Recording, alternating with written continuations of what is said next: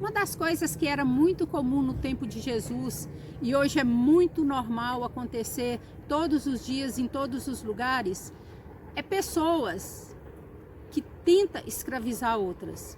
Pessoas que colocam jugo pesado sobre outras usando o nome de Deus. Eu convido você a ficar comigo nos próximos minutos e meditarmos sobre esse assunto.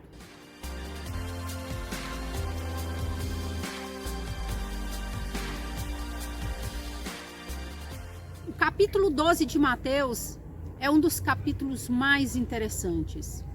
Aqui nós vemos Jesus fazendo milagres, ensinando e também confrontando de forma severa aquelas pessoas legalistas que tentavam impor as suas leis usando o nome de Deus. No versículo 1 começa assim: naquele tempo passou Jesus pela seara em um sábado e os seus discípulos, tendo fome, começaram a colher espigas para comer. E os fariseus, vendo isso, disseram: eis que teus discípulos fazem o que não é lícito fazer no sábado. Ele, porém, disse: não tendes lido o que fez Davi, quando teve fome, e ele e os que com ele estavam? Os fariseus haviam feito mais ou menos umas 40 listas de coisas que não podiam fazer naquela época.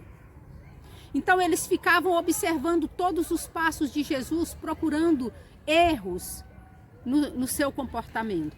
Jesus estava passando e de repente avistaram uma seara de milho. Então eles pararam, colheram algumas espigas para comer. Nisso os fariseus se aproximaram e falavam: vocês estão trabalhando, não pode trabalhar no sábado.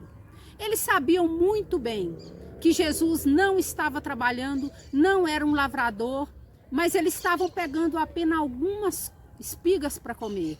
Então eles chegavam e censuravam Jesus. Ou seja, eles impunham as ordens, fazia vista grossa e tentava escravizar as pessoas usando as suas leis. Jesus os respondeu: porque o Filho do Homem até do sábado é o Senhor. Em seguida, Jesus saiu dali e foi para a sinagoga. Estando na sinagoga, um homem da mão ressequida. Então Jesus o curou. Novamente, eles censuraram Jesus por ter curado no sábado. Jesus os confrontou. Jesus confronta todas as coisas do mundo. Se você resolveu seguir Jesus, saiba que tudo que for mundano, o Senhor veio para confrontar. Em seguida, Jesus retirou dali porque sabia que eles estavam planejando fazer alguma coisa contra ele. Ele, sabendo que o seu ministério ainda deveria durar por algum tempo, tendo muito o que pregar, milagres a fazer e muita coisa para ensinar, Jesus saiu dali. Só que uma grande multidão o acompanhou. Então chegaram alguns líderes religiosos e o acusavam de estar curando em nome do demônio. Isso é uma coisa extremamente séria. Muitas vezes nós vemos muitas pessoas atribuir milagres que acontecem nas igrejas, atribuir a Satanás. Ou dizem que é tudo coisa falsificada. Nós devemos levar muito a sério as coisas espirituais. Aquilo que é feito em nome de Jesus, acontece em nome de Jesus. Nós não devemos confrontar as coisas espirituais. Em seguida, os líderes religiosos pedem um sinal a Jesus. Depois de tantos milagres, depois de tantos ensinamentos, de tantas maravilhas que Jesus fez, eles ainda pedem um sinal de que ele veio de Deus. Nós vemos hoje muito acontecer no meio, inclusive até no meio cristão.